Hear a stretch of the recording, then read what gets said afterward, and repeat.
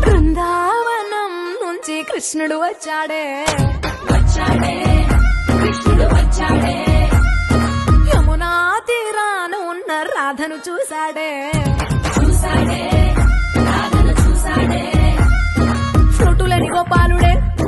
సుట్టు వేసే భూపాలుడే విసమొచ్చిన పాలుడే మాట వెంట పడిపోవుడే